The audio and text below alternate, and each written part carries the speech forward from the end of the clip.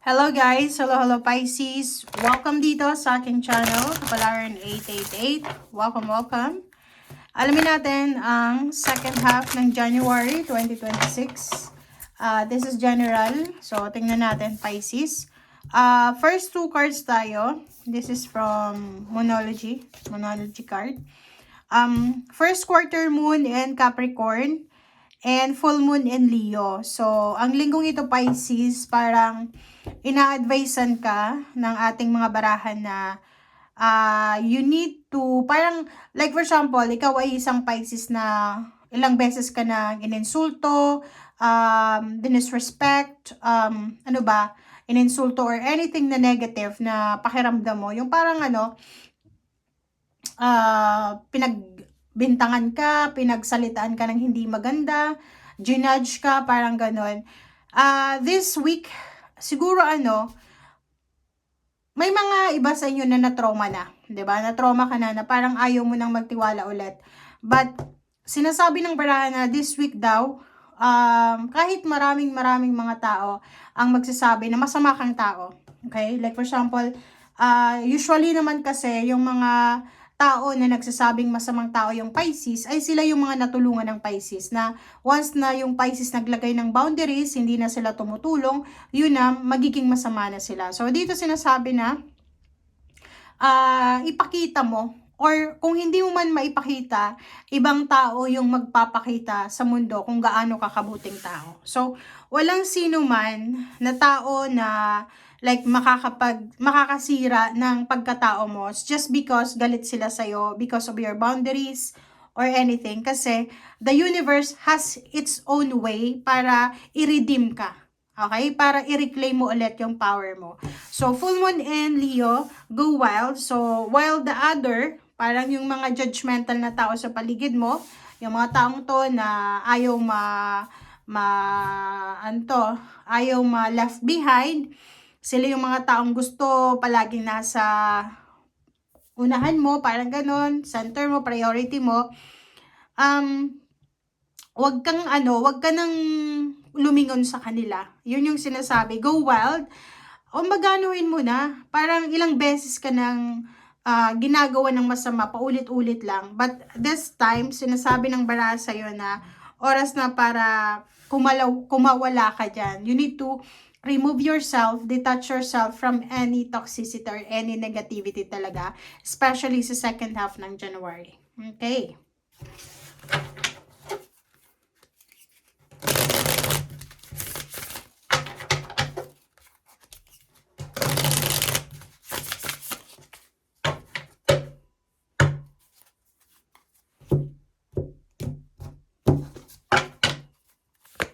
Okay, first card natin is Five of Cups. So, may mga ibang tao, several na tao dito sa buhay mo na posibleng manghihinayang ka. You will feel regrets, 'di ba? Yung parang manghihinayang ka kasi nagtiwala ka, or pwedeng yung ibang tao. Yung mga taong gumawa or mga taong tinulungan mo, ginawan mo ng maganda, tapos end of the day, ginawan ka nila ng masama. Dito sa Five of Cups na to, sinasabi ng baraha sa'yo na posibleng siya ay nagsisisi sa ngayon. Nagsisisi siya because of negativity. Yung parang parang nagsisisi sila, it's because of their past decision. Na nakapag-desisyon sila ng masama laban sa'yo, which is maganda naman yung pakikitungo mo sa kanila. Okay? Next card is Five of Pentacles, which is maganda to. Sinasabi ng baraha sa'yo dito na you will recover from any financial problems, parang ganon. Especially yung mga taong ito yung mga tao na nakatulong sa'yo. Several individual or several na tao ito na tinulungan mo. Sila yung mga taong, kumbaga, during their tough season, during their parang Five of Pentacles, yung panahong walang-wala sila, ikaw yung tao na tumulong sa kanila, but instead na ibalik nila yung gratitude, ang ginawa nila, sinira ka nila. So, ngayon, yung energy nila. Ang energy nila sa second half na to ay nagsisisi sila.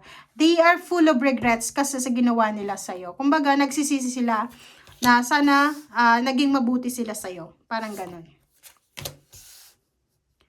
Alright, next card natin ay Ace of Wands and Three of Cups. Etong barahang yan, sinasabi ng barahan na yan na isang napaka-exciting na plano or exciting na celebration ang pinaplano mo sa linggong ito or this second half of January. Ito yung simula ng pagpaplano mo regarding sa kung ano yung gagawin mo sa mga susunod na buwan. Okay, and yun, 7 of Cups. So, nakikita natin dito, several choice and options. So, kumbaga, sobrang confidence to. Confidence, initiative, creativity yung mararamdaman mo ngayong buwan na to. So, etong 7 of Cups na to, posibleng yun yung rason kung bakit ka excited. You're excited for the news, for the good news na darating sa'yo. Na pwedeng yun, several options, several, anong tawag dyan? Several choices and options siya. Okay?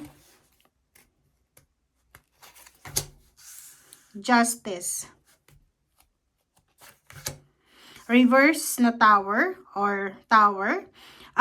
Sinasabi ng barahan na to na lahat ng gumawa ng hindi maganda laban sa'yo. So, yung the tower na to is, this is the time na bumagsak ka. It's either bumagsak ka sa health or sa physical, mental, emotional, financial. The karma is here. Kumbaga, lahat ng gumawa ng mga masama laban sa'yo, katarantaduhan or ano paman, eto ibabalik ng justice. Kumbaga, simula na ito. Ngayong second half ng January, dito nila mararamdaman yung, kumbaga, bad choices na ginawa nila laban sa'yo. And wala kang gagawin dito ha. Wala.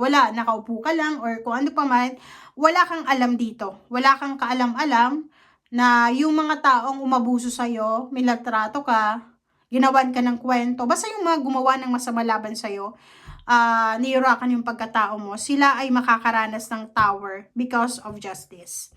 So, ibig sabihin, ibabalik sa kanila ng universe kung gaano kasakit yung naramdaman mo during that situation. So, maybe, yung nangyari na yan is maybe 11 months ago. So, maybe almost 1 year. Ngayon lang sila sisingilin ng tadhana. Strength card. So, sinasabi ng baraha sa'yo na ikaw, sobra-sobra kang strong, courageous, and nakikita ko sa'yo dito na may mangilan-ngilan pa rin. May mangilan-ngilan pa rin na 7 of Swords na nakapaligid sa'yo. May mangilan-ngilan pa rin na gusto kang sirain, pinagkakwentuhan ka. Ikaw pa rin, may mangilan-ngilan pa rin dito na maybe 7 na individual, 7 na tao na pinag-uusapan ka pa rin because of your success or kung ano pa man. But still, you're strong. So, parang sinasabi ng baraha, wala silang magagawa sa'yo. Wala silang power. Walang power yung chismis nila. Walang power yung judgment nila sa'yo. Kasi ikaw, busy ka. While they are talking bad against you, while they are talking or accusing you, judging you, you are busy. Okay? Busy working, taking care of yourself, taking care of your finances. So, kumbaga, maganda yung mangyayari ngayong linggong ito, 2 linggo. And Knave of Wands, so, sinasabi ng baraha sa'yo na nakafocus ka sa future. Nakafocus ka sa future while the other or yung mga taong yan na gustong ibagsak ka, ay busy sila sa pagpaplano kung paano ka ipababagsak.